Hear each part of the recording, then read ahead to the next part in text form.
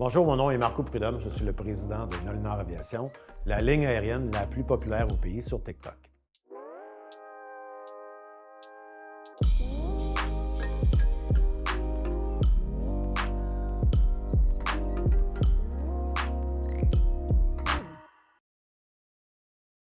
Pendant des années, on a essayé de se faire connaître dans notre secteur.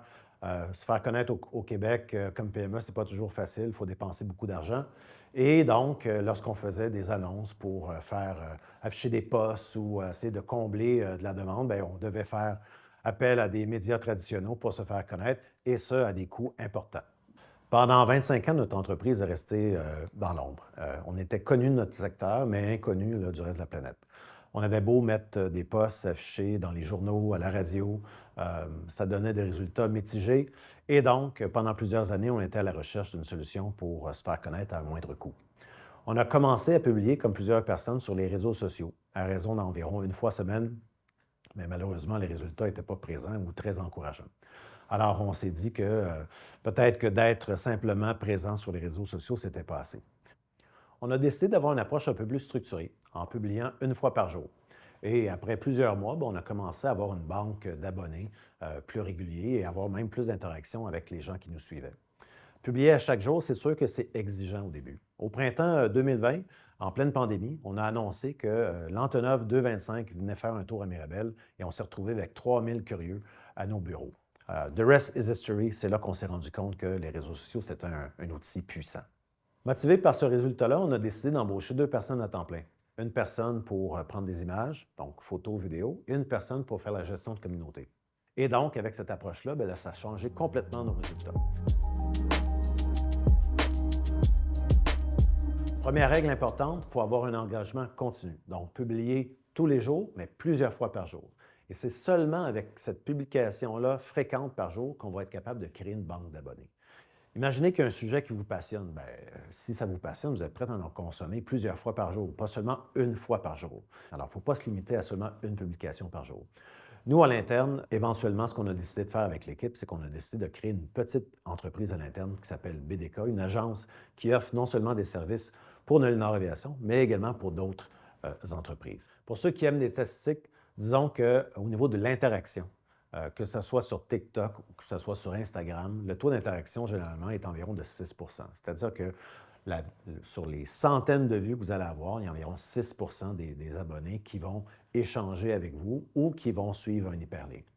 En fonction de votre nombre d'interactions, environ 1 des gens qui sont abonnés à votre compte sont susceptibles de renvoyer leur CV. C'est-à-dire que 1 des gens qui interagissent à votre compte, que ce soit par des commentaires, que ce soit par des hyperliens ou même un partage d'informations, sont susceptibles d'envoyer leur résumé, d'envoyer leur CV. La deuxième règle à suivre, c'est la rapidité d'exécution.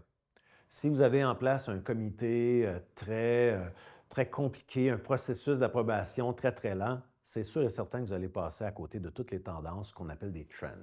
Alors, la seule façon d'aller chercher beaucoup d'abonnés, c'est de suivre ces trends-là. Lorsque vous avez une publication ou lorsqu'il y a une tendance qui vient de partir sur TikTok, si ça vous prend 2 jours à approuver le contenu, c'est certain que vous allez passer à côté. Des fois, 10 minutes peut faire toute la différence entre avoir seulement 1000 vues ou 300 000 vues.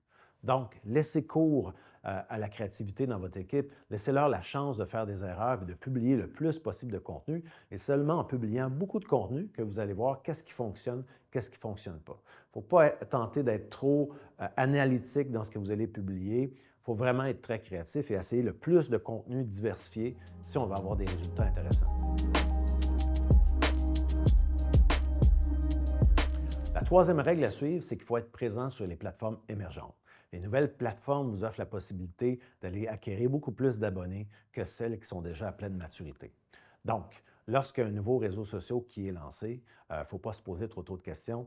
C'est comme une patinoire libre, il faut être là, il faut occuper la glace, il faut publier le plus possible. À titre d'exemple, nous avons généralement 10 fois plus d'interactions, 10 fois plus d'abonnés lorsqu'on fait du contenu sur TikTok que sur Instagram.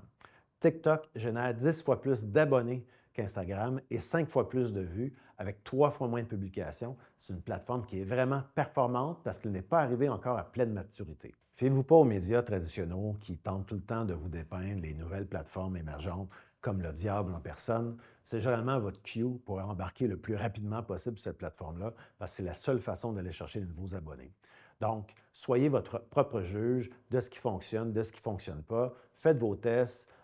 Si vous n'avez pas de présence sur TikTok, essayez une publication ou quelques publications pour voir les résultats et faites votre propre idée.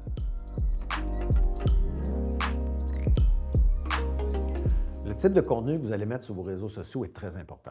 Dans les 3 dernières années, chez Nolinor, on a réalisé que le contenu qui fonctionnait le mieux, c'est-à-dire le contenu qui génère le plus de vues et le plus d'abonnés, c'était le contenu intrinsèque. Intrinsèque, ça veut dire quoi?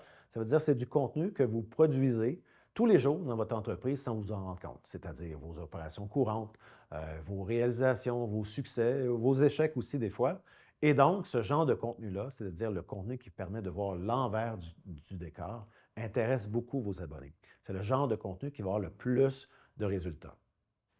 En revanche, l'alternative à du contenu intrinsèque, c'est tout simplement de faire une campagne publicitaire sur les plateformes de réseaux sociaux.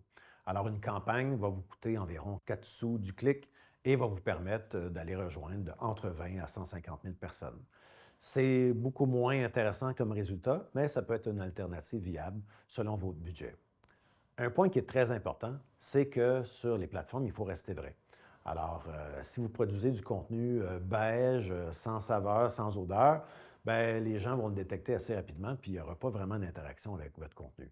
Donc, c'est important de publier du contenu qui vous ressemble et qui est proche de votre réalité. Vous ne voulez pas créer une image tellement belle que lorsque les gens vont finir par aller travailler chez vous, qu'il y a comme une dichotomie entre ce que vous aviez projeté comme image puis ce que vous êtes exactement à l'interne. Donc, c'est très important de rester vrai. N'ayez pas d'idées préconçues sur qu'est-ce qui va fonctionner, qu'est-ce qui ne va pas fonctionner. Un des premiers clips viraux qu'on a eu sur TikTok avec plusieurs millions de vues, c'est tout simplement un pilote d'avion qui ajuste son siège juste avant de démarrer les moteurs. Quand on publie du contenu, ce n'est pas à vous de juger de qu'est-ce qui va fonctionner et de qu'est-ce qui ne va pas fonctionner. Il faut essayer de publier le plus de choses possible, être très, très diversifié et à ce moment-là, vous allez être capable de voir qu'est-ce qui colle.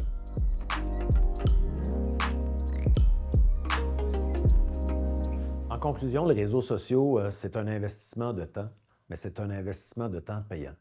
C'est une bonne façon d'attirer des gens et de faire connaître votre entreprise et de projeter une image de marque. Je vous le conseille fortement.